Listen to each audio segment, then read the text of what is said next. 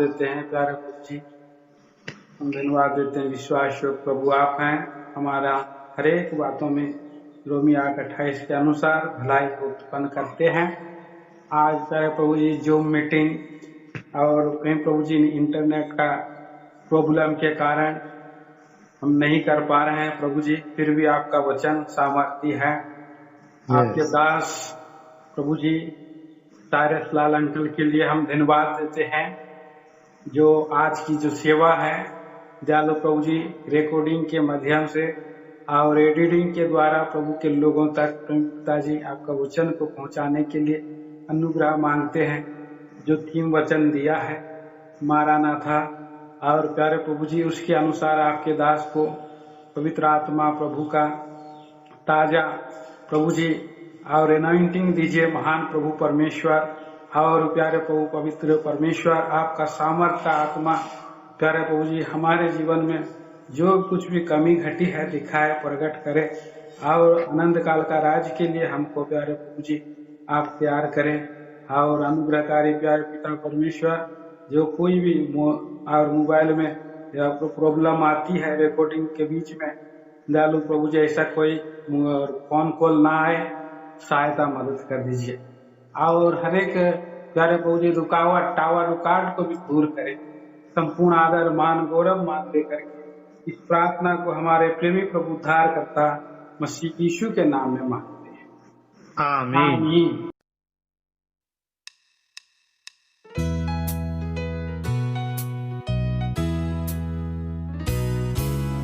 तुरही का सांप जो आकाश में होता, सामने यीशु को हम देखेंगे। धीरज से हम सब बाट जो थे, सोने वाले रह जाएंगे। प्रीतम हमारे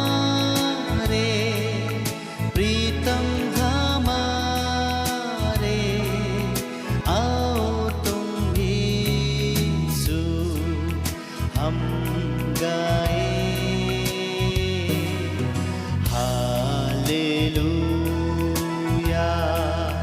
कैसा आनंद है, उड़ जाए हम सब गाते गाते, उड़ जाए हम सब गाते गाते। भक्तों के लिए आता चोर की ना पवित्र जन बदल जाएंगे। दूत सब आकाश में इकट्ठा होकर गीत के वे तुरही फूकेंगे साथ। प्रीतम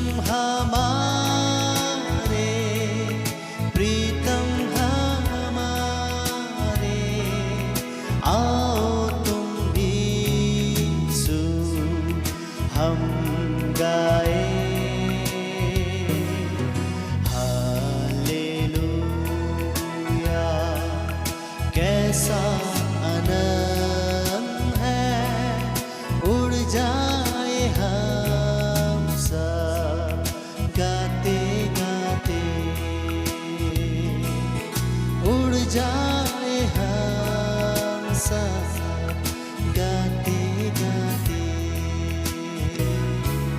सुबह के तारे प्रकाश के समान सुंदरता पूर्ण मधुरता, स्वर्ग में अत्यंत ही बड़ा हुआ मेरे लिए दुख उठाया। प्रीतम हमारे, प्रीतम हमारे, आओ तुम भी यीशु हम गाए। हालेलुया,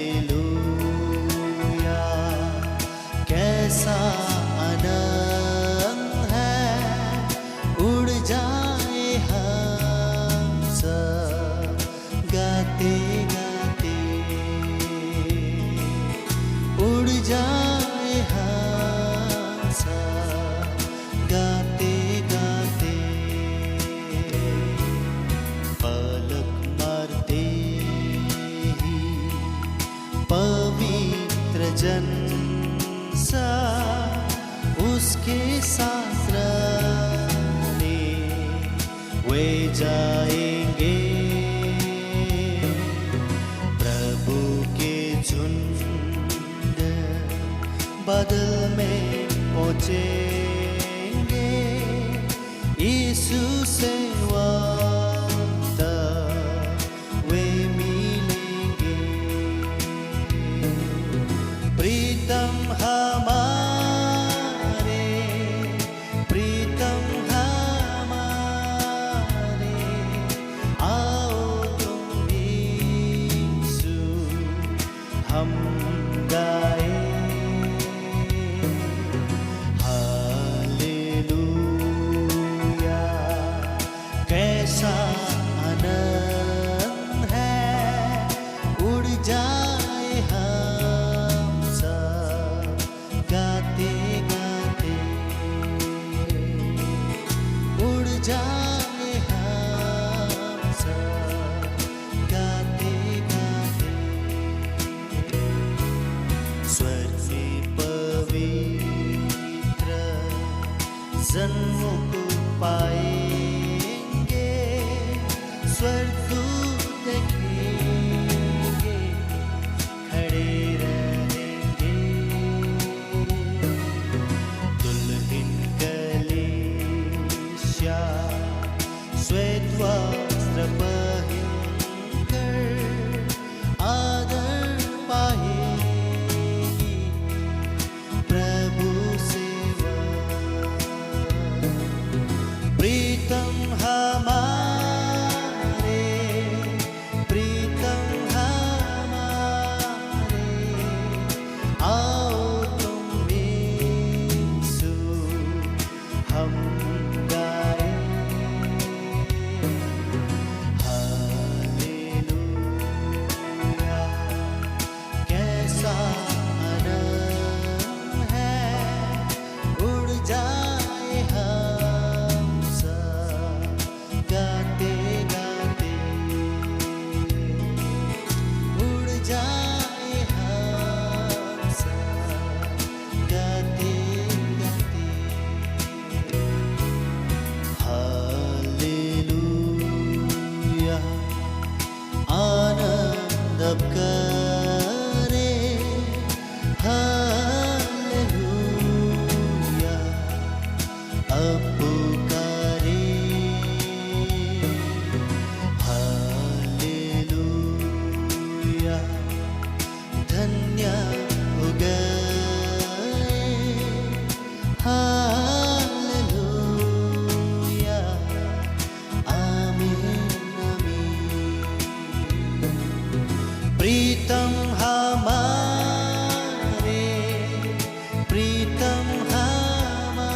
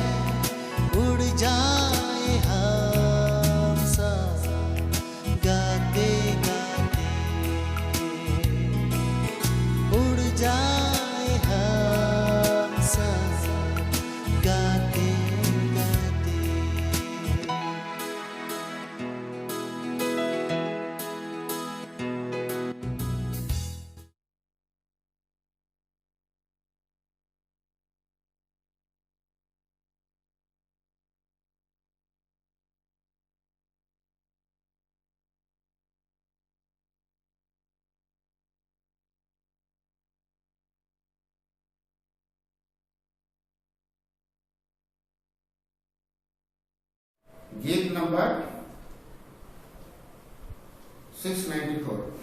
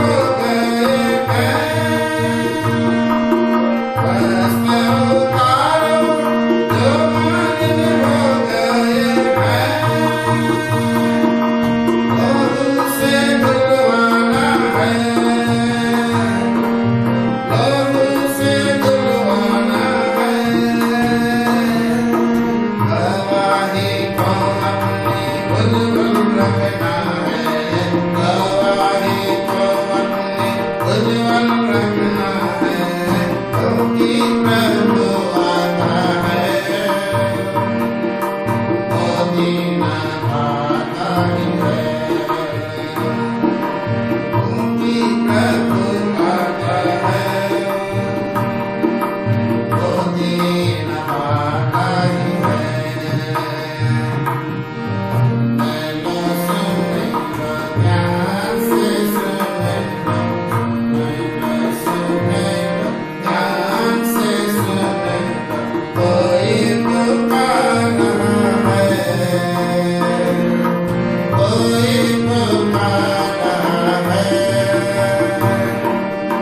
उसे पुकार रहा है, कोई पुकार रहा है,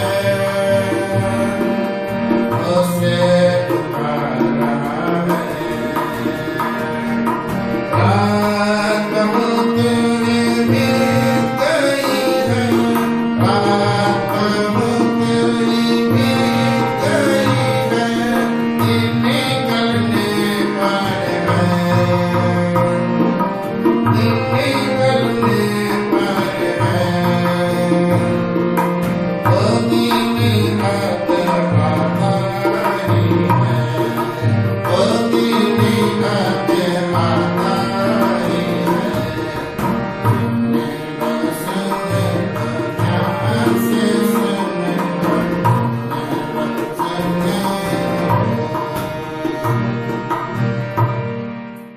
हम लोग वचन में से 2 जगह से पढ़ेंगे। पहला पोर्शन 1 Corinthians 16 चैप्टर,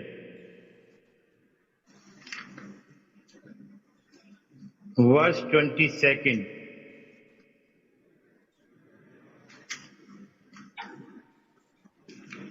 और इसका 16 चैप्टर वर्स 22। यदि कोई प्रभु से प्रेम ना रखे तो वह शापित हो। हे हमारे प्रभु आ। हिंदी की बाइबल में इसी वचन के ऊपर जो इंडिकेशन दिया है, हे हमारे प्रभु आ, जब आप नीचे देखेंगे लिखा है मारानाथा। और दूसरा पोर्शन है 1 Thessalonians 5th चैप्टर 1 से लेकर 11 पद। पहला थिस्सलुनीकियों का 5 अध्याय 1 पद से 11 पद तक इस हिस्से को पढ़ लेंगे।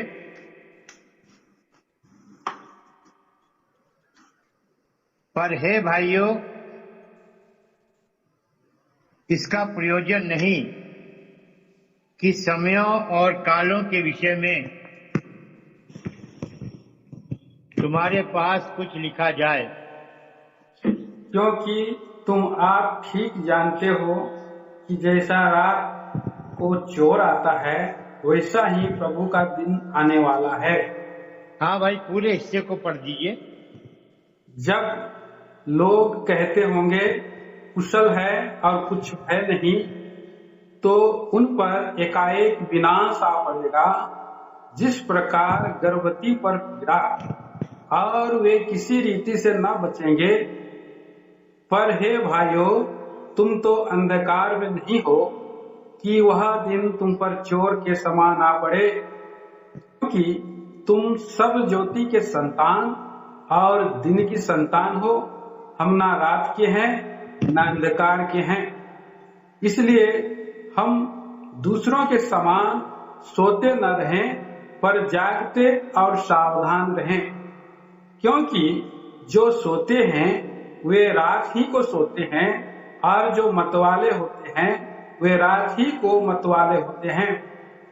पर हम जो दिन के हैं, विश्वास और प्रेम की झिलम पहनकर और उद्धार की आशा का टोप पहनकर सावधान रहें। क्योंकि परमेश्वर ने हमें क्रोध के लिए नहीं, परंतु इसलिए ठहराया है कि हम अपने प्रभु यीशु मसीह के द्वारा उद्धार प्राप्त करें। वह हमारे लिए इस कारण मरा कि हम चाहे जागते हों चाहे सोते हों, सब मिलकर उसी के साथ जिएं। इस कारण एक दूसरे को शांति दो और एक दूसरे की उन्नति का कारण बनो। जैसा कि तुम करते भी हो। छोटी सी प्रार्थना करें, प्रभु से सहायता मांगे। प्रेमी पिता, दयालु परमेश्वर, हम धन्यवादी हैं न केवल आज के दिन के लिए जहाँ आपने हमको जीवित रखा, पर यह अवसर भी हमको दिया कि हम इन दिनों की आवश्यकता को जानकर और ये जानते हुए कि आपका आना बिल्कुल निकट है, उस तैयारी के विषय में जो हमारी आवश्यकता में कि जब आप बादलों पर आए हम उठा लिए जाएं। हे पिता, सहायता कर इन बातों को जानने के लिए, समझने के लिए और समझाने के लिए भी। अपने दास को क्रूस की आड़ में छिपाइए। प्रभु जी, मनुष्य का ज्ञान, मनुष्य की बुद्धि को हटाइए। अपने ज्ञान को, अपनी बुद्धि को और अपने वचन को आत्मा के द्वारा अपने लोगों के मध्य में लाकर आप महिमा पाइए। और इन दिनों में जो आपके लोगों की आवश्यकता है तैयारी को लेकर, वो हमें पूरी पूरी मिल सके। दुष्शैतान की देखी अनदेखी सारी विरोधी शक्तियों को आपके सामर्थ्य नाम से डांटते और बांधते हुए लहू के छिड़काव को लेकर प्रार्थना को लाते हैं अपने उद्धारकर्ता प्रभु यीशु के नाम में, आमीन। आमीन।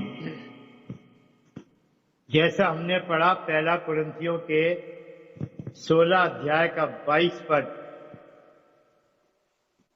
जो प्रभु से प्रेम ना रखे वो शापित है। हे हमारे प्रभु आ। और यहां पर जो इसका मूल शब्द है वो है मारानाथा। मारानाथा, जिसका अर्थ है प्रभु यीशु मसीह आता है, प्रभु यीशु मसीह आ रहा है। और परमेश्वर ने लिखा, हे हमारे प्रभु आ। पिछले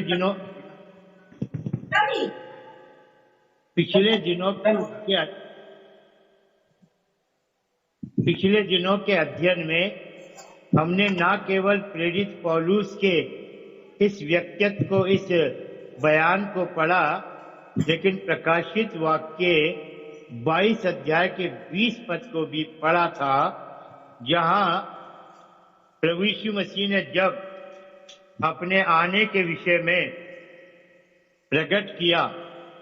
प्रकाशित वाक्य 22 अध्याय और उसका 20 पद जो इन बातों की गवाही देता है, वो ये कहता है, हाँ मैं शीघ्र आने वाला हूं, आमीन। यूहन्ना ने जवाब दिया, हे प्रभु यीशु आ। मैं एक परमेश्वर के दास की पुस्तक को पढ़ता था।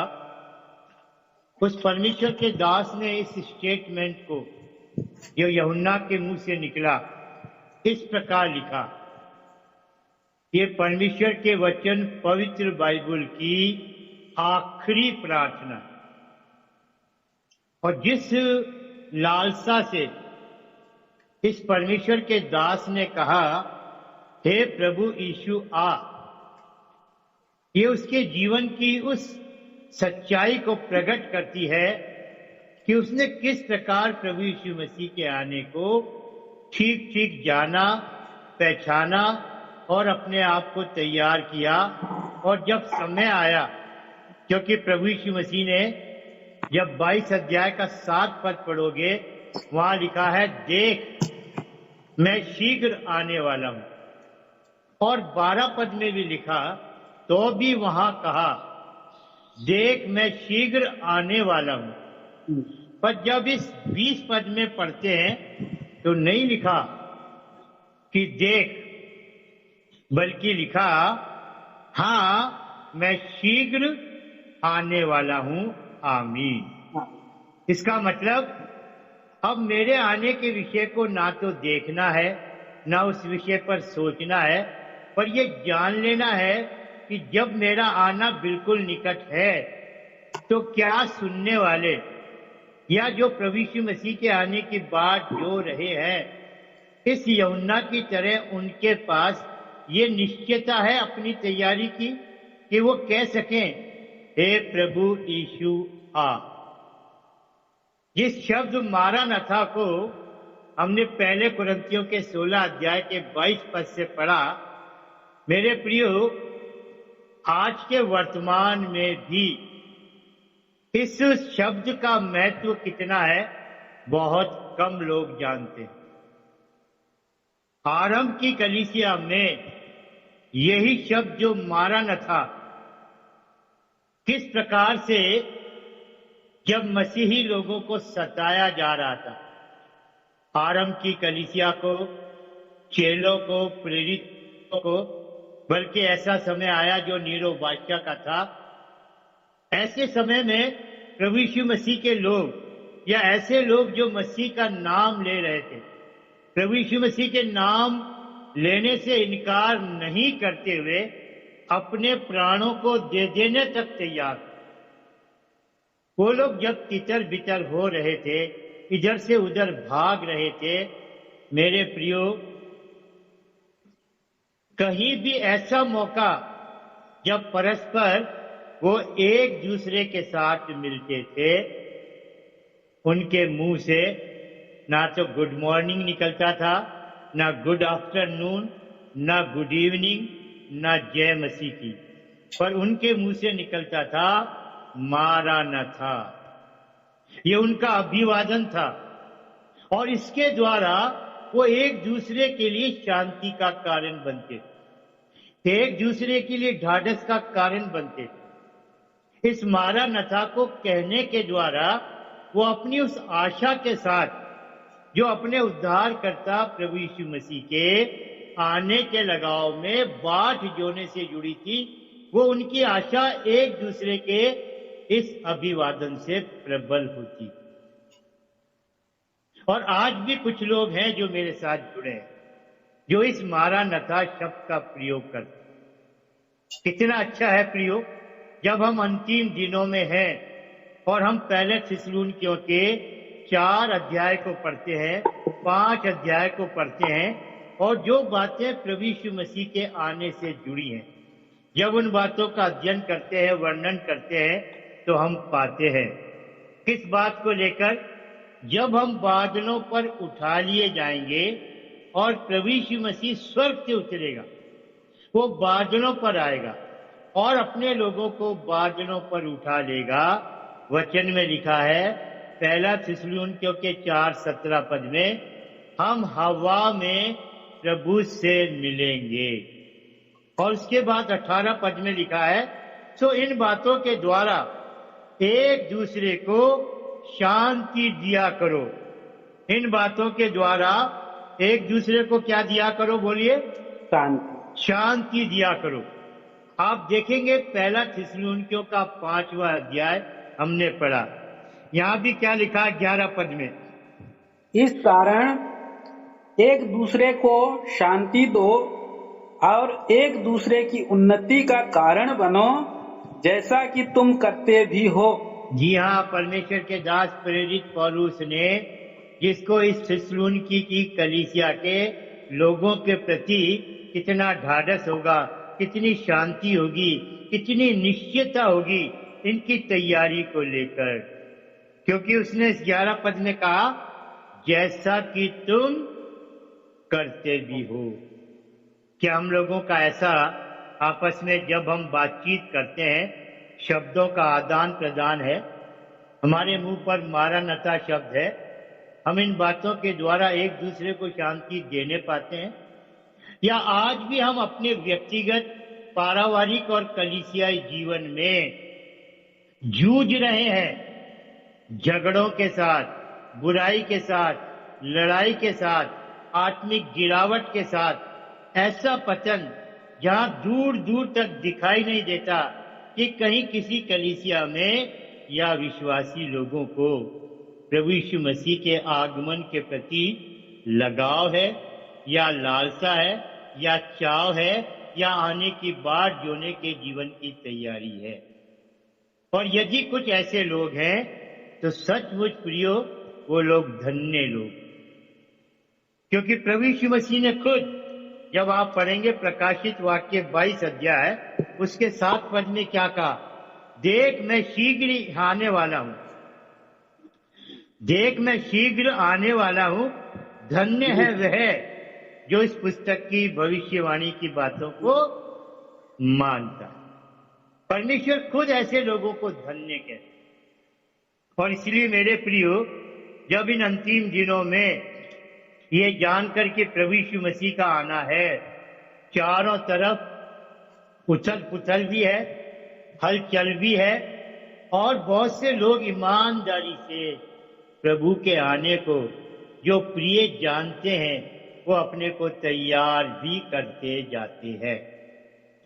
मेरे प्रियो, जब परमेश्वर के दास प्रेरित पौलुस ने कहा, हे हमारे प्रभु आ, ये कहना उसके पास कहां से आया? क्या उसको प्रभु यीशु मसीह ने कहा था मैं आऊंगा? या यदि मैं और आप भी हैं कि हम प्रभु यीशु मसीह के आने की बात जो रहे हैं, तो क्या आपको मालूम है प्रभु यीशु मसीह आ रहा है? हाँ प्रियो, बिल्कुल, आज से लगभग 2000 वर्ष पूर्व, ध्यान दीजिएगा, जब प्रभु यीशु मसीह इस जगत में था, जब उसने यूहन्ना 13 अध्याय और उसके आगे से जितनी बातें जब तक वो क्रूस पर नहीं गया केवल अपने चेलों से की, या अपने चेलों के सामने अपनी मनसा को प्रकट किया। और उसमें ये मुख्य बात थी, जब प्रभु यीशु मसीह ने अपने जाने अर्थात मैं पिता के पास जाऊं, और किस लिए? ताकि मैं जाकर तुम्हारे लिए जगह तैयार करूं।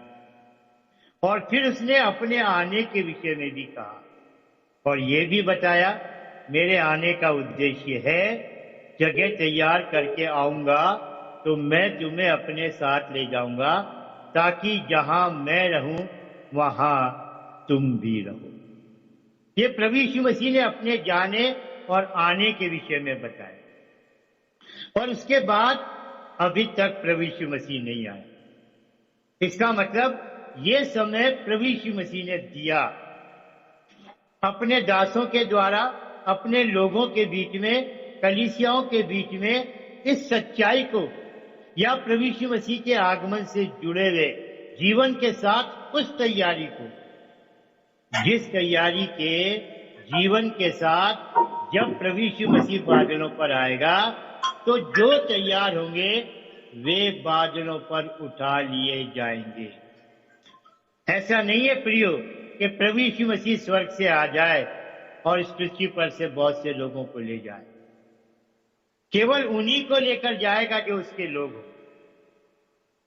और इसलिए बहुत अच्छे से ध्यान देना है, जब हम प्रभु यीशु मसीह के आगमन के विषय में इन दिनों में कितने दासों के द्वारा सुन रहे हैं, वचन पर अध्ययन कर रहे हैं, और हमने देखा भी, जाना भी।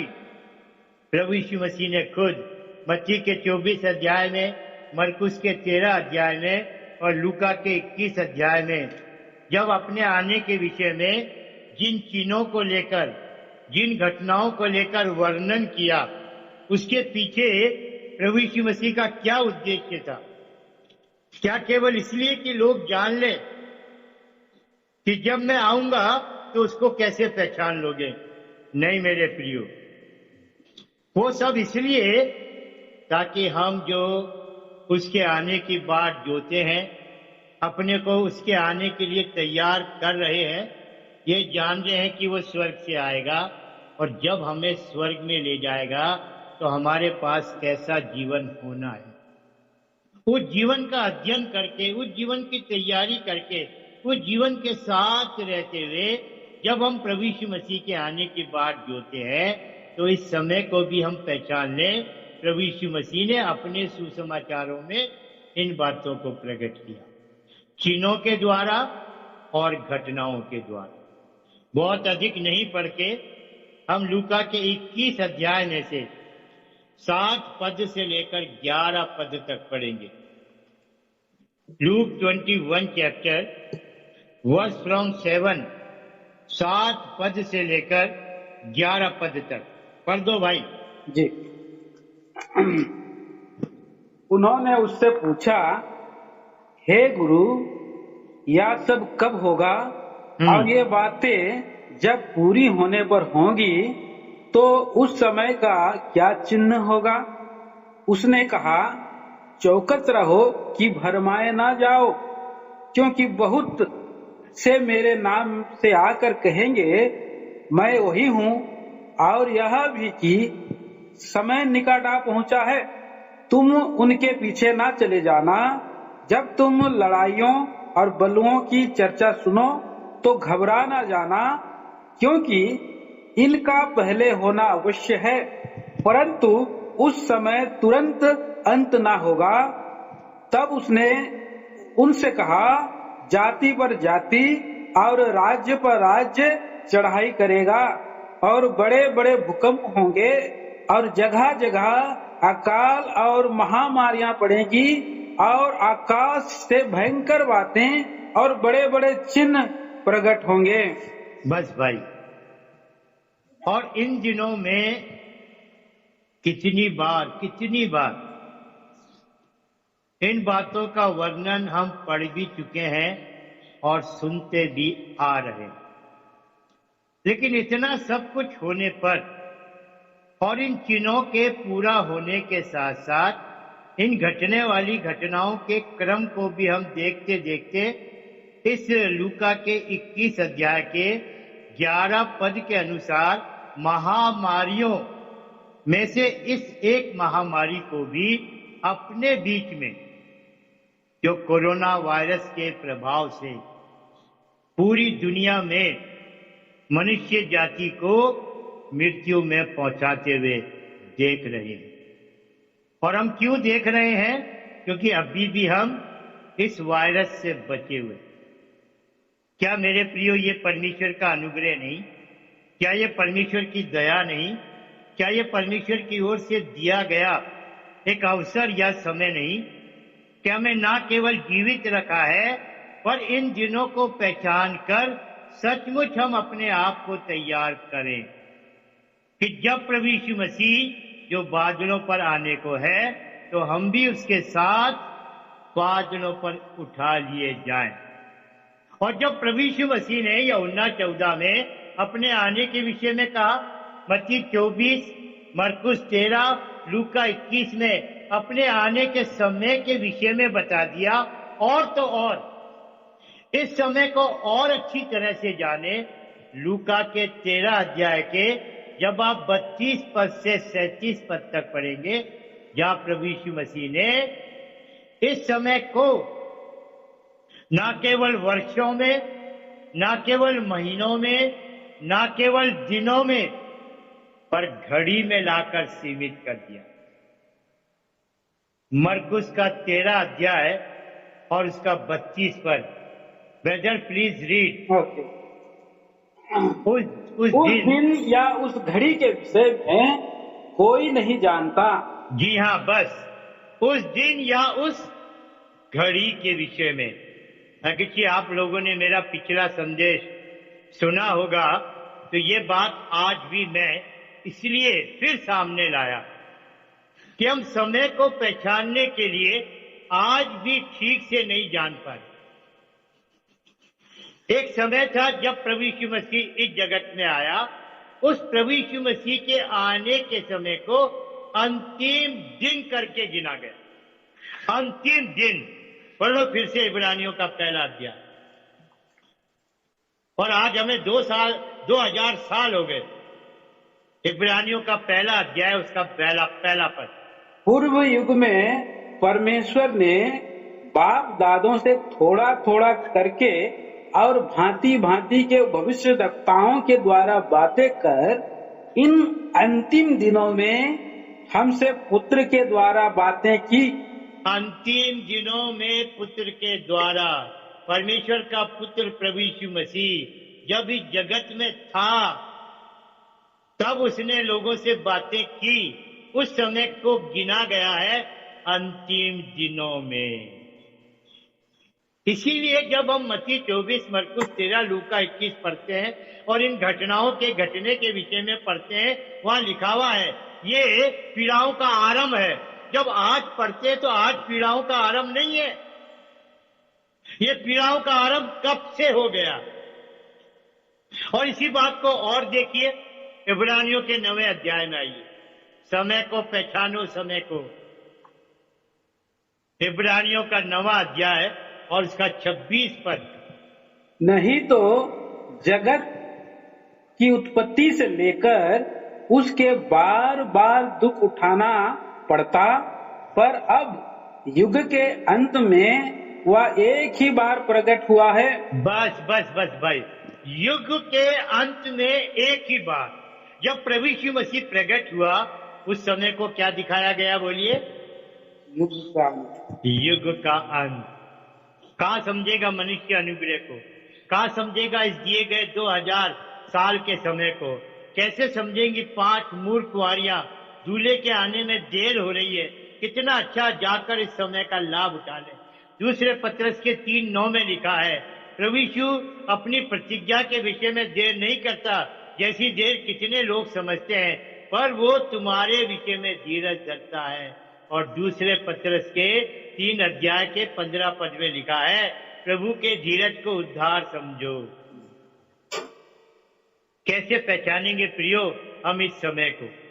उस समय में जब मारा न था, जिस शब्द को लेकर अभिवादन किया जा रहा था, एक दूसरे को ढाढ़स दिया जा रहा था, उस समय वो प्रभु यीशु मसीह के आने की बात जो है,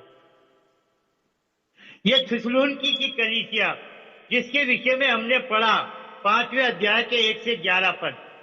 परमेश्वर का दास प्रेरित पौलुस लिखता है पहले और दूसरे पद में, प्रभु यीशु मसीह के आगमन के विषय में तुम आप ठीक रीति से जानते हो।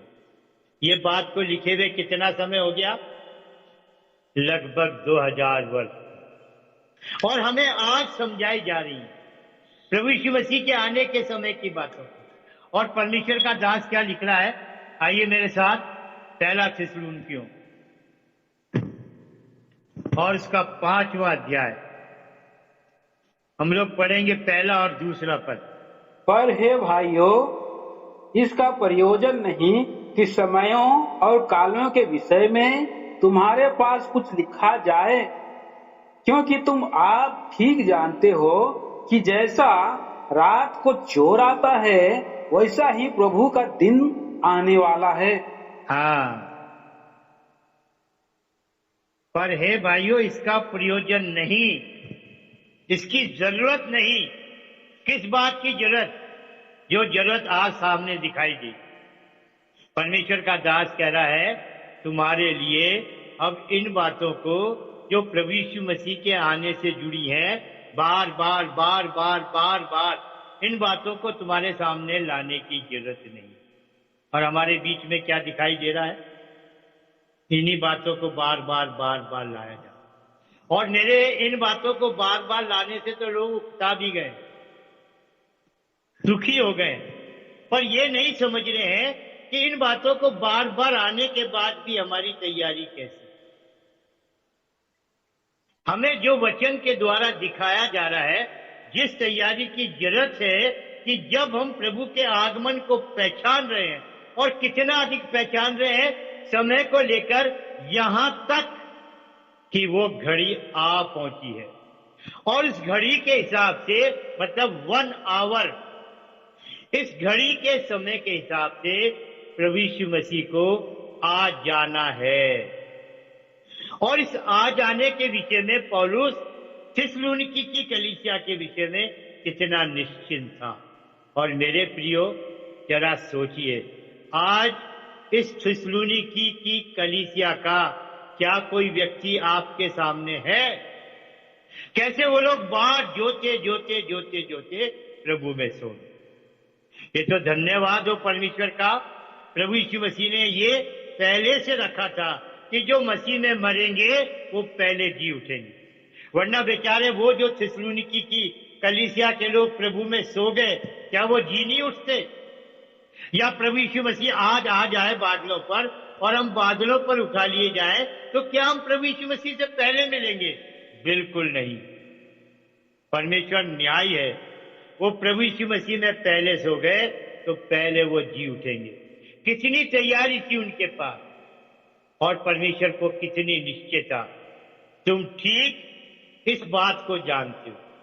और किस तरीके से जानते हो? प्रभु यीशु मसीह के इस आने को, यहां तक कि वो अचानक से आएगा। अचानक से।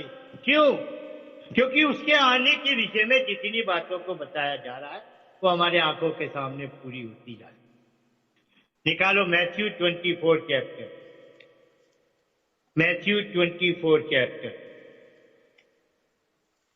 Verse 42 and 43 and 44। क्योंकि मैं भूखा था, तुमने हाँ भाई, 25 का नहीं, 24 का। इसलिए जागते रहो, क्योंकि तुम नहीं जानते कि तुम्हारा प्रभु किस दिन आएगा। जी हाँ, फिर से पढ़ो भाई। इसलिए जागते रहो, क्योंकि तुम नहीं जानते कि तुम्हारा प्रभु किस दिन आएगा। हाँ, परंतु यह जान लो कि यदि घर का स्वामी जानता होता कि चोर किस पहर आएगा तो जागता रहता और अपने घर में सेंध लगने ना देता। इसलिए तुम भी तैयार रहो, क्योंकि जिस घड़ी के विषय में तुम सोचते भी नहीं हो उसी घड़ी मनुष्य का पुत्र आ जाएगा। इन वचनों को पढ़ने से मेरे प्रियो, हम जो प्रभु के आगमन की तैयारी में है, हमने ये जान लिया कि वो आएगा, जगह तैयार करके आएगा। वो आने वाला है या शीघ्र आने वाला है, उसके आने में देर नहीं है। समय को भी हम पहचान रहे हैं और इसके साथ साथ इन बातों को भी जान रहे हैं कि उसका आना अचानक से होगा। और इस अचानक से आने को ही प्रभु यीशु मसीह ने खुद अपने विषय में मत्ती के 24वें अध्याय में समझाने के लिए चोर के साथ तुलना की। चोर की। लेकिन जब हम पहला थिस्सलुनीकियों के 5वें अध्याय को पढ़ते हैं, यहां इस बात का वर्णन करने में परमेश्वर का दास प्रेरित पौलुस है। और पौलुस नहीं कह रहा है कि प्रभु यीशु मसीह चोर के समान आएगा। प्रभु यीशु मसीह तो कह रहा है, तुम आप ठीक रीति से जानते हो कि प्रभु यीशु मसीह कैसे आएगा, चोर की रीति। पढ़िए दूसरा पद, पहला थिस्सलुनीकियों का 5:2। क्योंकि तुम आप ठीक जानते हो कि जैसा रात को चोर आता है वैसा ही प्रभु का दिन आने वाला है। तो परमेश्वर का दास जब उस कलीसिया के विषय में अपने आप को ऐसा पाता है, या उनकी गवाही को ऐसा पाता है, या उनकी तैयारी को ऐसा पाता है, तो क्या प्रियो, अगर कि आज परमेश्वर के लोग, परमेश्वर के दास लोग, परमेश्वर के लोगों के लिए ऐसी बातों को सुने, कितना अच्छा लगे। कलीसियाएं तैयार हैं, परिवार तैयार है, व्यक्तिगत जीवन में लोग तैयार हैं। वो लोग जान रहे हैं केवल इतना ही नहीं कि प्रभु यीशु मसीह आ रहा है, पर ये भी जान रहे हैं कि अचानक से आ रहा है, चोर के समान आ रहा है। और 3 पद पढ़ो। जब लोग कहते होंगे कुशल है और कुछ भय नहीं, तो उन पर एकाएक विनाश आ पड़ेगा। जिस प्रकार गर्भवती पर पीड़ा, और वे किसी रीति से ना बचेंगे। जी हाँ, इसका मतलब प्रभु यीशु मसीह का आगमन बहुतेरों के लिए अच्छा होगा, बहुतेरों के लिए बुरा होगा। बहुतेरे लोग जो तैयार होंगे वो प्रभु के साथ बादलों पर उठा लिए जाएंगे, और बहुतेरे लोग, और विशेष करके वो जो प्रभु यीशु मसीह के आगमन के विषय में बहुत सी बातों को जानने के बाद भी जिस तरीके से तैयार होकर रहना था, तैयार नहीं रहे। उन पर अचानक से, अचानक मतलब एक स्त्री जो गर्भवती है, क्या उसको नहीं मालूम बच्चे को जन्म देना है? एक विश्वासी, क्या उसको नहीं मालूम प्रभु यीशु मसीह का आना है? क्या एक गर्भवती को नहीं मालूम आज मैं अपने गर्भ में अपने बच्चे के साथ 9वें महीने में हूँ। यही वो महीना है जब बच्चे को जन्म देना है। क्या आज विश्वासी लोग आज की घटनाओं के घटते क्रम में नहीं जान पा रहे हैं कि प्रभु यीशु मसीह अब आया, अब आया, अब आया? और फिर भी होगा प्रियो, फिर भी होगा। प्रभु यीशु मसीह अचानक से आए। क्या मैं और आप तैयार हैं? और इस तैयारी के लिए मेरे प्रियो, परमेश्वर के वचन पवित्र बाइबल में ध्यान से सुनिए, 4 जगहों पर ना केवल प्रभु यीशु मसीह के आने को चोर के समान ऐसा दिखाया गया है, पर साथ साथ कैसी तैयारी में मुझे और आपको होना पड़ेगा, वो तैयारी भी हमारे सामने। अब जब हम पहला थिस्सलुनीकियों के 5वें अध्याय के 2 पद को पढ़ते हैं प्रियो, ये वो पहली जगह है जहां प्रभु यीशु मसीह का आना चोर के समान। मेहरबानी से पढ़िए 2 पीटर, दूसरा पतरस, उसका 3रा अध्याय और उसका 10 पद। 2 पीटर 3rd चैप्टर वर्स 10 पढ़िए ब्रदर। परंतु प्रभु का दिन चोर के समान आ जाएगा। उस दिन आकाश बड़ी हड़हड़ाहट के शब्द से जाता रहेगा और तत्व बहुत ही तप्त होकर पिघल जाएंगे और पृथ्वी और उस पर के काम जल जाएंगे। यस, यहाँ भी प्रभु यीशु मसीह का आना चोर के समान। लेकिन जब ये प्रभु यीशु मसीह का आना दिखाया जा रहा है, तो अगरचे आप यहाँ का 11 पद पढ़ेंगे, पढ़ने की जरूरत नहीं अभी, तो दिखाई देगा मुझे और आपको जो तैयारी है उसमें कैसा होना है। अब आप आगे आइए प्रकाशित वाक्य, बुक ऑफ रेवलेशन, उसका 3rd चैप्टर 3रा अध्याय और उसका 4 पद, वर्स 4। पर हाँ, सरदिस में तेरे यहाँ कुछ ऐसे लोग हैं 3 पद पढ़ो भाई माफ करना, 3 पद। हाँ, इसलिए स्मरण कर कि तूने कैसी शिक्षा प्राप्त की और सुनी थी और उसमें बना रहा और मन फिरा। यदि तू जागृत ना होगा तो मैं चोर के समान आ जाऊंगा और तू कदापि ना जान सकेगा कि मैं किस घड़ी तुझ पर आ पड़ूंगा। जी हाँ, यहाँ भी प्रभु यीशु मसीह का आना अचानक है। किस घड़ी तुझ पर आ पड़ूंगा तू नहीं जान सकता। यहाँ भी लिखा मैं चोर के समान। और चौथी और आखिरी बार इसी प्रकाशित वाक्य 15 अध्याय, बुक ऑफ रेवलेशन चैप्टर 15 और वर्स 16। 15 का 16 का 15। हाँ, देख मैं चोर के समान आता हूँ।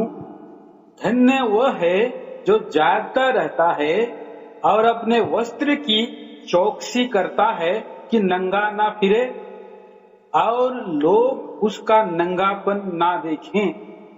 Revelation 16:15। Yes yes. Thank you brother. तो यहाँ भी हम लोग पाते हैं प्रकाशित वाक्य में 2 बार, जहां हमने 3 अध्याय का 3 पद पढ़ लिया और प्रकाशित वाक्य 16 अध्याय का 15। लेकिन जब हमने थिस्सलुनीकी की कलीसिया में पढ़ा, वहां परमेश्वर का दास प्रेरित पौलुस। जब हमने दूसरे पतरस में पढ़ा, पतरस की दूसरी पत्री में लिखने वाला पतरस है। और जब हम प्रकाशित वाक्य में पढ़ते हैं मेरे प्रियो, वहां पर लिखने वाला प्रभु यीशु मसीह का प्रिय चेला यूहन्ना है। 3 व्यक्तित्व हैं जो प्रभु यीशु मसीह के आगमन को चोर के समान आने से जोड़ते। और तो और मत्ती के 24 अध्याय में, अर्थात प्रभु यीशु मसीह का चेला मत्ती भी प्रभु यीशु मसीह के आगमन के समय एक चेतावनी के साथ कि जब घर का स्वामी ये जान लेता कि चोर किस पहर आएगा तो वो अपने घर में सेंध लगने ना देता, अर्थात वो भी जाग कर। तो ये वचन हमको प्रियो जगह जगह पर जब प्रभु यीशु मसीह के आने को ना केवल चिन्हों के द्वारा, ना केवल घटनाओं के द्वारा, ना केवल दिन और समय के द्वारा, बल्कि घड़ी के द्वारा और तो और ये दिखाकर कि उसका आना अचानक हो। कितनी तैयारी होनी चाहिए। और ये अचानक कहां ले जाता मुझे और आपको। आइए पहला कुरिन्थियों, 1 Corinthians 15 चैप्टर। ये अचानक से आना प्रियो बहुत अच्छी बात है मेरे और आपके लिए समझने को, क्योंकि प्रभु का आना अचानक तो है, पर यह अचानक भी कैसा अचानक, यह अचानक भी कैसा अचानक है, इस अचानक को सुनिए और समझिए। पढ़िए पहला पतरस और पहला कुरिन्थियों का 15 अध्याय 15 चैप्टर वर्स 51 एंड 52।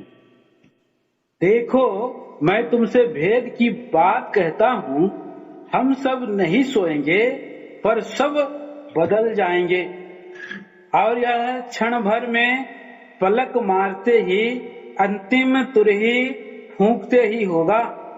क्योंकि तुरही फूंकी जाएगी और मुर्दे अविनाशी दशा में उठाए जाएंगे और हम बदल जाएंगे। जी हाँ, हम जो जीवित रहेंगे वो तो बदल जाएंगे, पर जो मसीह में हमसे पहले मर जाएंगे वो पहले अविनाशी दशा में जिलाए जाएंगे, उठाए जाएंगे। यहां भी लिखा है प्रभु यीशु मसीह के आगमन के समय को क्षण भर में पलक झपकते ही। ये प्रियो अचानक, जरा ताली बजा के देखो, बस इतनी सी देर। ये प्रियो पलक झपकना, उस समय को गिनने की जरूरत नहीं है, बस एक ताली बजा लो, मालूम पड़ जाएगा ये समय क्या होता है अचानक, या ये समय जो पलक झपकने का है। अब आप सोचिए हमारी तैयारी क्या है। और इसीलिए इन चारों जगहों पर किस प्रकार के जीवन के साथ हम तैयार हो जाएं, वचन हमें दिखा रहा है। परमेश्वर करे उसका आत्मा हमें सिखाए। मेरे साथ आइए, आज केवल हम एक जगह पर अध्ययन कर सकेंगे इन चारों जगहों में से। पहला थिस्सलुनीकियों उसका 5वां अध्याय, हम 3 पद को, 4 पद को और 5 पद को पढ़ लेंगे। 1 थिस्सलुनीकियंस 5th चैप्टर वर्स 3, 4 एंड 5। जब लोग कहते होंगे कुशल है और कुछ भय नहीं, तो उन पर एकाएक विनाश आ पड़ेगा, जिस प्रकार गर्भवती पर पीड़ा, और वे किसी विधि से न बचेंगे। पर हे भाइयों, तुम तो अंधकार में नहीं हो कि वह दिन तुम पर चोर के समान आ पड़े। क्योंकि तुम सब ज्योति की संतान और दिन की संतान हो। हम न रात के हैं न अंधकार के हैं। सो चौथे और 5वें पद का वचन मेरे प्रियो मुझे और आपको अपनी शक्ल देखने का अवसर देता है, या यूं कहे हम चौथे और 5वें पद के अनुसार, जैसे परमेश्वर के दास प्रेरित पौलुस ने इस कलीसिया के विषय में, जैसा मैंने पहले कहा, परमेश्वर का दास इस कलीसिया की तैयारी के विषय में निश्चिंत। और तभी उसने कहा, जब ये दिन लोगों पर आएगा अंधकार की तरह, तो इसमें तुम्हें डरने की कोई बात ही नहीं, क्योंकि तुम ना तो अंधकार के हो ना रात। क्योंकि ये दिन किन पर आएगा अचानक से? चोर के समान, जो अंधकार के हैं, जो रात के हैं। क्योंकि चोर के आने का समय रात है, चोर के आने का समय अंधकार है। और ये रात किस लिए होती है प्रियो? लोगों के सोने की, जब लोग सोते होंगे। इसका मतलब वचन मुझे और आपको चेतावनी के साथ साथ ये दिखा रहा है, क्या मैं और आप अपने प्रभु यीशु मसीह के आगमन को प्रिय जानते हुए, जागते हुए, क्योंकि सोना रात के लिए है और ये जो जीवन है अंधकार का, ये दिन के लोगों के लिए नहीं है। पर कितना सावधान किया गया। मैं फिर से पढ़ूंगा 4 और 5 पद। पर हे भाइयों, तुम तो अंधकार में नहीं हो कि वो दिन तुम पर चोर के समान आ पड़े। क्योंकि तुम सब ज्योति की संतान और दिन की संतान हो, हम ना रात के हैं ना अंधकार। मैं किससे पूछूं?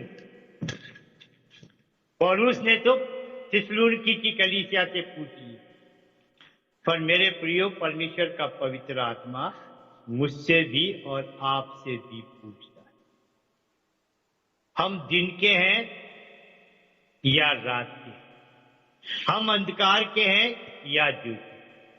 क्योंकि दोनों प्रकार का जीवन है और हम लोगों की तो ये जीवन की सच्चाई है। हमारी एक समय में पहचान ही अंधकार। कितना प्यारा लिखा है, पढ़ो 5:8 इफिसियों का 5 अध्याय और इसका 8 पद। क्योंकि तुम तो पहले अंधकार थे, जी हाँ, आगे। परंतु अब प्रभु में ज्योति हो, अतः ज्योति की संतान के समान चलो। तो परमेश्वर के दास ने लिखा, ये दिन तुम्हारे लिए जो अचानक से आने वाला है, ये डर का कारण नहीं है, क्योंकि तुम तैयार हो। और तुम्हारी क्या पहचान है? तुम अंधकार के नहीं हो, तुम रात के नहीं हो, तुम ज्योति की संतान हो, तुम दिन की संतान हो। क्यों? क्योंकि अंधकार के लोगों की पहचान है और हमारी भी एक समय में ऐसी ही पहचान थी। तुम तो पहले अंधकार थे, पहले अंधकार, पर अब प्रभु में ज्योति। और प्रभु यीशु मसीह के आने का समय या प्रभु यीशु मसीह के आने के समय में जो उसके लिए तैयारी में लोगों का उठा लिया जाना होगा, किन लोगों के लिए होगा और किन लोगों के लिए आ रहा है? क्या केवल उन्हीं के लिए नहीं जो जागते होंगे, जो ज्योति में होंगे, जो ज्योति की संतान होंगे, जिनके काम ज्योति के समान होंगे। पढ़ो जरा 9 पद, 5 का 9 पद। क्या है ज्योति का जीवन? क्योंकि ज्योति का फल सब प्रकार की भलाई और धार्मिकता और सत्य है। जी हाँ, ये जीवन है ज्योति का। कितनी जगह से हम पढ़ सकते हैं। और इस प्रकार के जीवन में ना केवल मेरे प्रियो पढ़ने की या अपने आप को जांचने की जरूरत है, पर इस तैयारी में ये मेरे और आपके जीवन का भाग है जो ज्योति का जीवन है।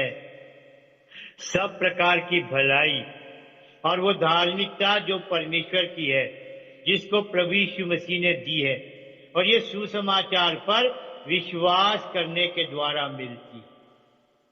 जब कोई व्यक्ति जो अभी भी पाप में है, ध्यान से सुनिएगा, उनके लिए अभी भी अवसर है, क्योंकि अभी भी प्रभु यीशु मसीह के आने में आ जाने का जो समय था या हो चुका था, मेरे शब्दों में, अभी भी उसका धीरज, अभी भी उसका अनुग्रह। और इसीलिए प्रियो उसका सुसमाचार है जो पापी मनुष्य के लिए इसलिए रखा गया है कि यदि वो विश्वास करेगा तो ये सुसमाचार उसका उद्धार भी करेगा और उसको परमेश्वर की धार्मिकता का भागी भी बना।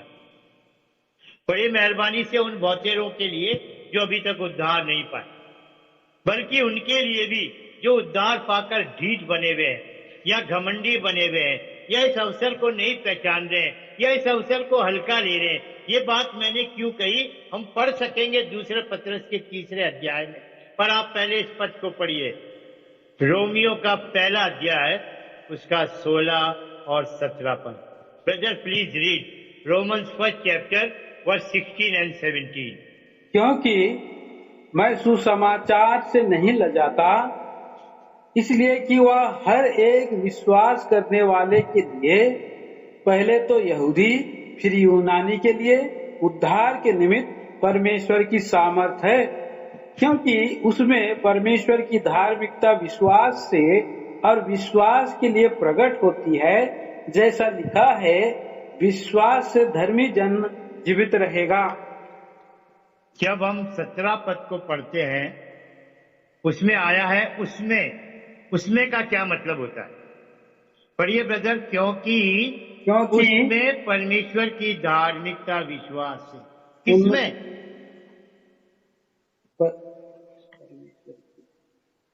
किसमें? उसमें, उनमें, नो लिखा है उसमें लिखा है, उसमें लिखा है और सही लिखा है। लेकिन ये किसमें अगथिया लिखा? उसमें प्रभु यीशु मसीह। नो। और कोई उत्तर? और कोई उत्तर? फिर से ध्यान से पढ़िए 16 पद को मेहरबानी से।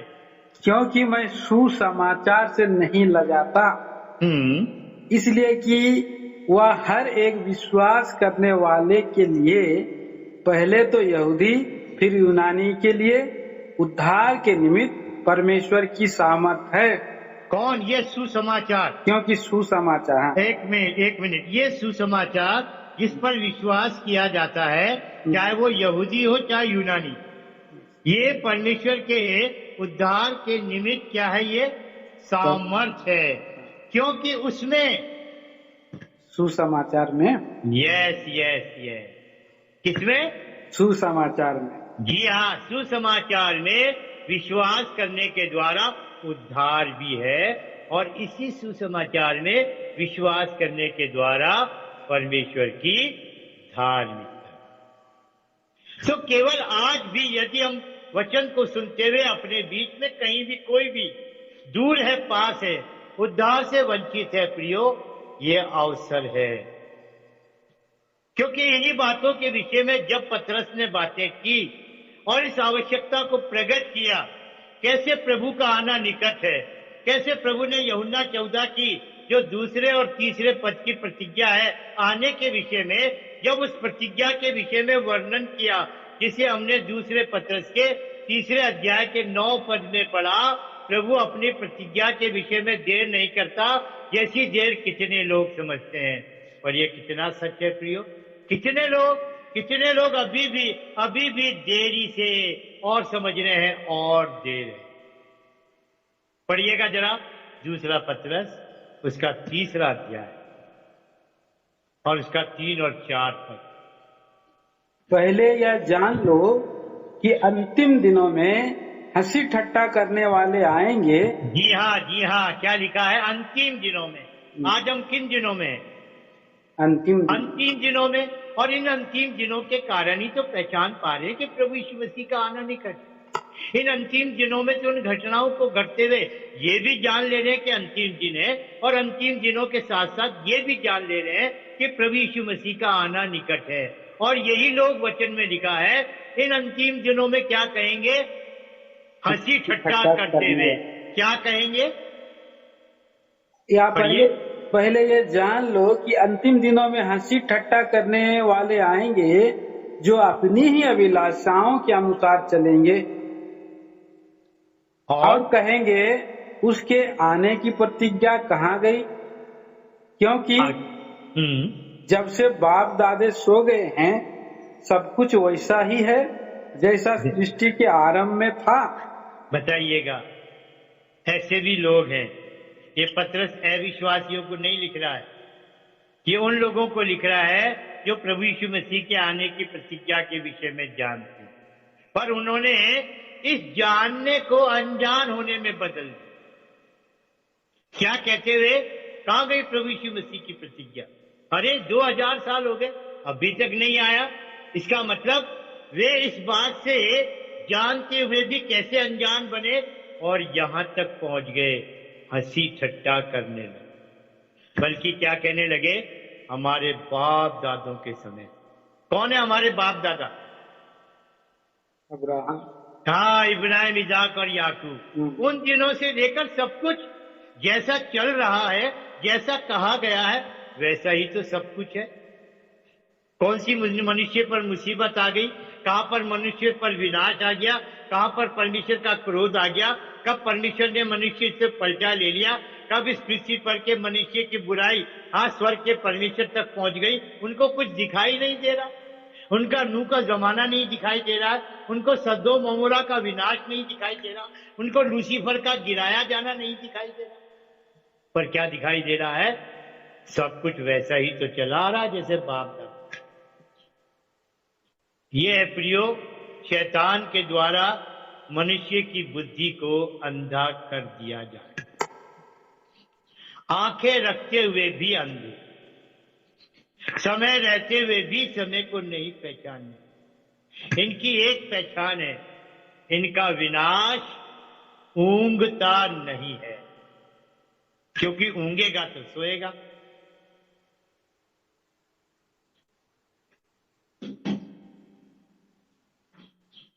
जब एक इंसान ऊंघेगा तो सोएगा। लेकिन वचन में लिखा है प्रियो, दूसरे पत्रस के आप पहले अध्याय पहले पद से पढ़ोगे, उनका विनाश ऊंघता नहीं। इसलिए मेरे प्रियो अपने को पहचानो। जब वचन हमको दिखा रहा है अंधकार के कामों से यदि हम अभी भी कहीं जुड़े हैं, क्योंकि अंधकार के काम है, अंधकार की पहचान है। और अगर ये अंधकार को बड़े स्वरूप में देखोगे, बड़े स्केल पर देखोगे, तो यहां तक दिखाई दे जाएगा 7 यशाया के दूसरे पद में, आइजिया 60 चैप्टर 2 वर्स। इतना प्यारा लिखा है, बिहोल्ड, देख देख संसार पर तो अंधियारा और राज्य राज्य के लोगों पर घोर अंधकार। मतलब इस सारे जगत में तो अंधियारा छाया हुआ ही है, पर राज्य राज्य पर नहीं, राज्य राज्य के लोगों पर। और वो भी कैसा, बोलिए, घोर। क्या होगा प्रियो? आज हम अपने हाथों में मोबाइल देख रहे हैं, अपने बच्चों के हाथों में मोबाइल देख रहे हैं, बहुत से छोटे छोटे बच्चों के हाथों में, और बड़े खुश हो रहे हैं। ना जाने ये बच्चे हमारे क्या क्या ढूंढ ले रहे हैं, क्या क्या जान ले रहे हैं। हमसे तो कितने आगे हो गए, हम तो इसकी ABCD भी नहीं जानते। हाँ, इन बातों को कहकर हम अपने बच्चों पर घमंड कर रहे हैं, पर नहीं जान रहे हमारे बच्चे इस अंधकार में कितने डूब गए।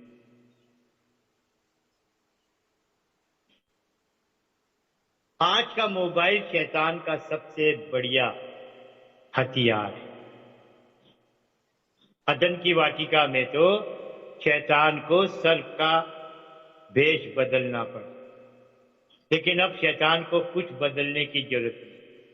उसने अपना हथियार दे दिया है जो हमारे हाथ में है। ये बात बुरी लगती है, लेकिन ये सच्ची बात। किस तरीके से, किस तेजी से अंधकार बढ़ता जा रहा। और तो और प्रभु यीशु मसीह जब बादलों पर आकर अपने लोगों को उठा लेगा प्रियो, ये उठा लिया जाना, ये रैप्चर जब हो जाएगा, तो याद रखो जब महाक्लेश का समय आएगा, 7 वर्ष की विपत्तियां आएंगी, उस समय में जो इस पृथ्वी पर अधिकार करेगा उसकी पहचान है ख्रीष्ट विरोधी। इसका मतलब वही शैतानी ताकत जो अपने आप में एक शक्ति होगी, जो अपने आप में एक पहचान होगी, जिसके काम है धर्म के होंगे, जिसके काम प्रभु यीशु मसीह के विरोध में होंगे, जिसके काम सुसमाचार के विरोध में होंगे। और उनमें से बहुत सी बातों को आज हम टेलर के रूप में देख सकते हैं। पर क्या प्रियो अभी भी हमारी आंखें नहीं खुलेंगी? मेरे हाथ में भी हरदम मोबाइल रहता है और मुझे भी इधर उधर से आके देखा जाता है, मैं क्या देख रहा हूं। सचमुच प्रियो, यदि हम स्मार्ट मोबाइल को यूज करते हैं, चाहे हम विश्वासी हैं चाहे हम सेवक हैं, अलर्ट, बहुत सचेत और सावधान होना है। और अगर कि यहां पर हम जो सेवक हैं, हम जो विश्वासी हैं, इस शैतान के बनाए हुए जाल में फंसते हैं, तो जो प्रभु यीशु मसीह का समय है ना, पलक झपकना या एक क्षण परमेश्वर की तुर्री के फूंकते ही, या जिसे हम अपने शारीरिक रीति से ताली बजाकर उस समय को पहचान सकते हैं, इतने से समय के लिए भी इस मोबाइल ने हमको अलग कर दिया। विचारों में हम अलग हो गए प्रियो। सोचिएगा कैसा हो। प्रभु बादलों पर आकर नहीं रुकेगा प्रियो, नहीं रुकेगा। बस प्रभु यीशु मसीह आएगा, मुर्दे अविनाशी दशा में आज जिलाए जाएंगे, और हम जो जीवित और बचे रहेंगे उसके साथ बादलों पर उठा लिए जाएंगे और प्रभु के साथ स्वर्ग में चले। और लोग जैसे जैतून पहाड़ पर, ध्यान से सुनिएगा, चेले प्रभु यीशु मसीह को बादलों पर जब वो उठाया जा रहा था देख रहे थे, ऐसे लोग नहीं देखने पाए, नहीं देखने पाएंगे प्रियो, नहीं देखने पाएंगे। और इसलिए हमारी तैयारी में इन बातों को ध्यान दीजिएगा। जैसा मैंने कहा 4 बातें हैं प्रभु यीशु मसीह के चोर के समान आने के लगाव में, जैसा हमने 4 जगहों से पढ़ा। पर ये पहली जगह है और यह हमको दिखाया गया है, आप और मैं अंधकार में है या ज्योति में। और अगर चीज जांचने का अवसर है तो बिल्कुल ठीक है प्रियो। पिछले दिनों में हमने अध्ययन किया रोमियो के 13 अध्याय के 11 पद में, समय को पहचान कर ऐसा ही करो। कैसा करो? जैसा रोमियो के 13 अध्याय में जिन जिन बातों को लिखा गया है, जो देश के लगाव में है, जो हमारे आज जो स्वामी है जहां हम नौकरी करते हैं उनके लगाव में है, इस देश के नियमों को मानने के लगाव में है, टैक्स के देने के लगाव में है, और तो और 11 पद से प्रभु यीशु मसीह के आने के विषय में हमें किस प्रकार से जीवन बिताना है। पढ़ लो, मैं चाहूंगा रोमन्स 13 चैप्टर उसका 13 वर्ष, जो हमें अंधकार के विषय में कुछ बातें दिखाता है। पढ़िए भाई। जैसा दिन को शोभा देता है वैसा ही हम सीधी चाल चलें, ना कि लीला कीड़ा और पियक्कड़पन में, न व्यभिचार और लुचपन में, और न झगड़े और डाह में, वरन प्रभु यीशु मसीह को पहन लो। बस भाई, बस 12 और 13 पद में, इसलिए हम अंधकार के कामों को तज कर या त्याग। इसका मतलब कहीं ना कहीं आज विश्वासी अपने जीवन को जांचेगा। हो सकता हम कहेंगे हम में व्यभिचार नहीं, हो सकता है हम में हत्या, चोरी, घमंड या ऐसी चीजें नहीं, पर वचन में क्या लिखा है? झगड़ा भी हमारे बीच में है। तो मेरे प्रियो, ये भी अंधकार है। कुरिन्थस की कलीसिया में यही बात थी। मुझे खलोए के घराने से मालूम हुआ है कि तुम्हारे बीच में झगड़े हो रहे। आज बड़े बड़े चर्चेज में झगड़े हो रहे हैं। कोई कह रहा मैं पौलुस का, कोई कह रहा मैं अपुल्लोस का, कोई कह रहा मैं कैफा का। समय मिला तो इस बात को देखा जाएगा। कुछ लोग हैं जो ये कहते हैं ना मैं पौलुस का, ना अपुल्लोस का, ना कैफा का, मैं मसीह का। मेरे प्रियो, ऐसे ही लोग होंगे जो तैयार होंगे, ऐसे ही लोग होंगे जिनको प्रभु यीशु मसीह लेने आए। यही वो लोग होंगे जिनकी पहचान होगी प्रभु यीशु मसीह और उसके लोग। क्या मेरे प्रियो ऐसी तैयारी है? अंधकार के कामों को देखो और ढूंढो। वचन में लिखा यूहन्ना 3:19 में, अंधकार के कामों का मतलब है बुरे काम। और कितनी आसानी से शैतान, जिसकी युक्तियों से हम अनजान नहीं, दिखा तो है, पढ़ भी लेते हैं, पर कितने अनजान हैं। आसानी से हमें क्रोध आ जाता है, मुंह से हमारे बुरे शब्द निकल जाते हैं, हमारे जीवन में बुराई को जगह मिल जाती है। हम एक दूसरे से आत्मिक रीति से ईर्ष्या करने लग जाते हैं। कोई एक दास जिससे छोटा दास है या उसका अनुभव कम है, उसने एक वचन को दे दिया, दूसरों ने जो अपने आप को बड़ा समझते हैं उस वचन की धज्जियां उड़ा दी, ये कहकर अरे ये कहां से लिया है, ये वचन कहां से आ गया। मेरे प्रियो, आत्मिक जीवन में इन दिनों की गिरावट को चाहे संदेश देने वाला हो चाहे संदेश सुनने वाले, अपने को पहचानने की जरूरत। अगर कि हम ज्योति की संतान हैं तो ज्योति के समान चलें, क्योंकि हमें ज्योति बनाया गया है और परमेश्वर भी ज्योति है, प्रभु यीशु मसीह भी ज्योति है और मैं और आप भी ज्योति हैं। इन 3 बातों को आपके सामने रख के आज का संदेश यहीं पर समाप्त करेंगे और फिर कभी प्रभु ने मौका दिया तो हम इस वचन को आगे भी ध्यान कर सकेंगे, जो प्रभु यीशु मसीह के आने को चोर के समान आने से तुलना की गई या दिखाया गया है। पढ़िए मेरे साथ, न केवल परमेश्वर ने हमें ज्योति का जीवन दिया है। 1 यूहन्ना 1 जॉन और उसका 1 अध्याय और उसका 5वां पद, और शायद इन पदों को पढ़ के हम जो विश्वासी और सेवक हैं, शायद हमें थोड़ी बहुत शर्म आ जाए। 1 यूहन्ना उसका 1 अध्याय उसका 5 पद। जो समाचार हमने उससे सुना और तुम्हें सुनाते हैं वो यह है कि परमेश्वर ज्योति है जी हाँ, और उसमें कुछ भी अंधकार नहीं। परमेश्वर का दास कैसे लिख रहा? जो समाचार हमने सुना, क्या सुन लिया? परमेश्वर ज्योति है, बहुत हुआ। पर आगे क्या लिखा? परमेश्वर ज्योति है पर उसमें कुछ भी अंधकार नहीं। ये भी जानने और समझने की बात है प्रियो।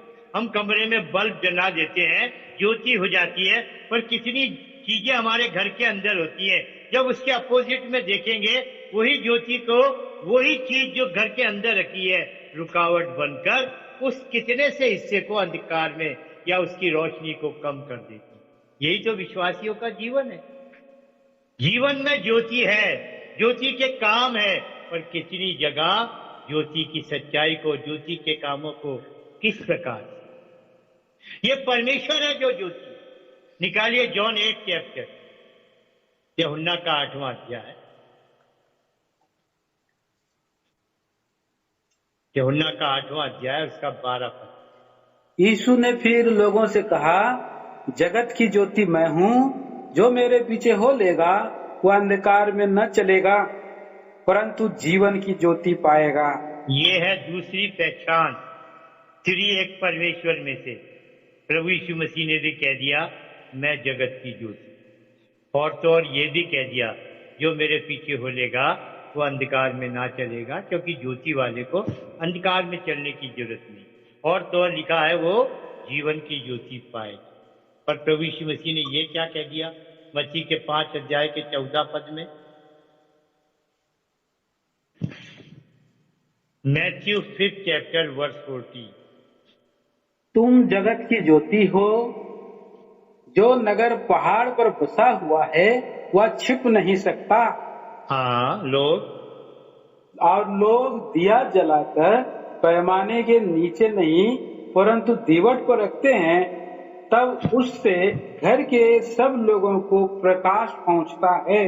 जी हाँ, तो मेरे प्रियो, जैसा हमने पहला थिस्सलुनीकियों के 5वें अध्याय में प्रभु यीशु मसीह के आगमन को अचानक से, इस विषय को जब हमने सब तरफ से देख लिया, चिन्हों को देख लिया, घटनाओं को देख लिया, और बार बार इस बात की आवश्यकता को कि जब प्रभु यीशु मसीह का आना है तो वचन बार बार कह रहा, जागते रहो, जागते रहो, जागते। क्योंकि यदि जागते रहेंगे तो प्रभु यीशु मसीह तो चोर के समान आएगा।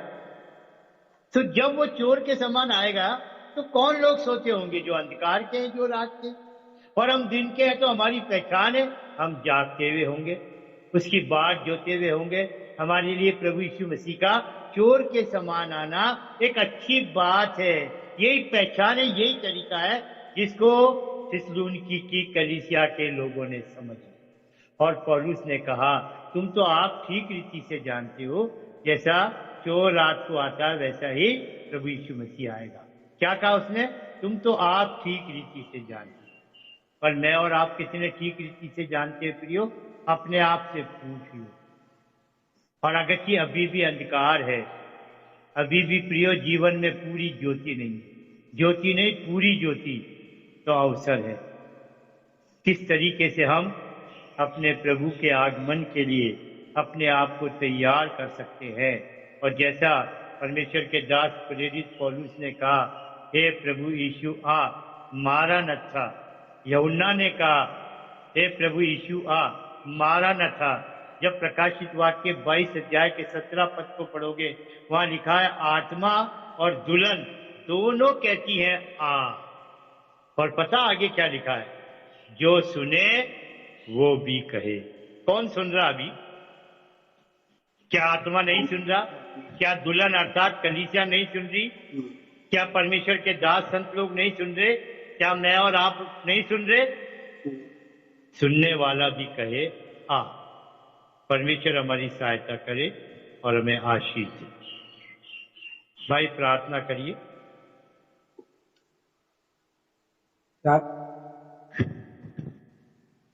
यस।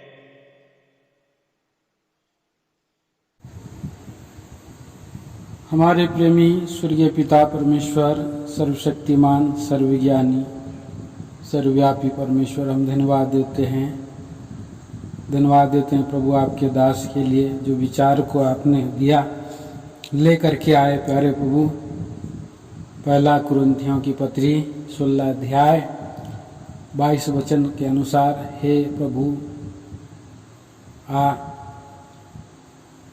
मारानाथा को प्रभु जी सचमुच में आज कलीसिया और दुल्हन और कुल के लोग ये कहने पाए, हे प्रभु मारानाथा। दयालु प्रभु परमेश्वर, धन्यवाद देते हैं आपने पहला थिस्सलुनीकी की पत्री 5 अध्याय के द्वारा बहुत से भेद को आपने खोला है। पहला अध्याय से प्यारे प्रभु जी, क्योंकि हमें आपने उद्धार दिया है, ज्योति का संतान बनाया है, और दयालु प्रभु हमें सब बातें खुली और बेपरत है, प्रकट है। दयालु प्रभु हम धन्यवाद देते हैं उस गर्भवती स्त्री का, उसको मालूम है कि कौन सा महीना चल रहा है। प्रभु के लोगों को भी ये मालूम है और यह बात को प्रकट है, छुपी नहीं हुई, परमेश्वर ने बताया है। पर वो अचानक आने वाली घड़ी के विषय में के लिए तैयार रहने के संदर्भ में प्रभु जी आपके पवित्र वचनों को अद्भुत रीति से प्रकट किया है। कैसा हमारा प्रभु जी चोर के समान आ रहे हैं। दयालु प्रभु जी अनमोल वस्तु, बहुमूल्य वस्तुओं को ले जाने के लिए, जागने वालों के लिए, जो दिन के संतान हैं उनके लिए, दयालु प्रभु जी, और महान प्रभु जी जो अपने वस्त्र की चौकसी करता है उसके लिए, अनुग्रहकारी प्यारे प्रभु जी आज जो प्रतिफल पाने वाले हैं उनके लिए, दयालु प्रभु जी आप आ रहे हैं। धन्यवाद देते हैं प्यारे प्रभु जी, अगर आप आ रहे हैं तो हमें भी स्वागत करने के लिए, आपको प्रभु जी वेलकम करने के लिए, हे प्रभु यीशु हम ये कह सकें। दयालु प्रभु जी आज हम देखते हैं सचमुच में इन वर्तमान दिनों में हमारा गुनगुना जीवन, निर्बल जीवन, पतित जीवन को आपने दर्शाया है। महान प्रभु जी कैसे हम आपके लिए एक चित्त एक मन होकर के अचानक पल भर में ताली के पिटने के उस क्षण में आप आ रहे हैं। ऐसा ना हो प्रभु जी कई बातें हमारे जीवन में रुकावट का कारण बन ना जाए। दया करे, अनुग्रह करे। प्यारे प्रभु जी धन्यवाद देते हैं आपके प्रिय दास के लिए। प्रभु जी आप इस प्रभु के आगमन के लिए जो आप अध्ययन आप दे रहे हैं प्रभु के दास के द्वारा, उन्हें आप बहुत ही बलवंत करें, सामर्थ्य दें। जो कुछ भी दुर्बलता है शरीर का पूरी रीति से निकाल दें, और आने वाले दिनों में प्रभु जी इस अध्ययन को कंटिन्यू करने के लिए प्रभु आप विशेष अनुग्रह दें। संपूर्ण आदर महिमा गौरव दे करके इस प्रार्थना को प्रेमी उद्धार करता मसीह यीशु के नाम में मांगते हैं। सुनिए, स्वर्ग राज में ग्रहण करें पिताजी, आमीन। अब प्रभु यीशु मसीह का अनुग्रह, परमेश्वर पिता का प्रेम और पवित्र आत्मा की मीठी और गहरी सहभागिता हमारे और सारे संतों के साथ सदा सर्वदा होता रहे, आमीन। सबों को जय मसीह की। कृपया ध्यान दीजिए, प्रभु के दास के लिए प्रार्थना करिए और इन सेवाओं के लिए आने वाले दिनों में इसी आधार वचन को कंटिन्यू करने के लिए प्रभु अनुग्रह दे प्रभु के दास को, और हम इसके लिए प्रार्थना करते रहें और आगे हम सुन सके, इसके लिए आपसे हमारी प्रार्थना है। सबों को जय मसीह।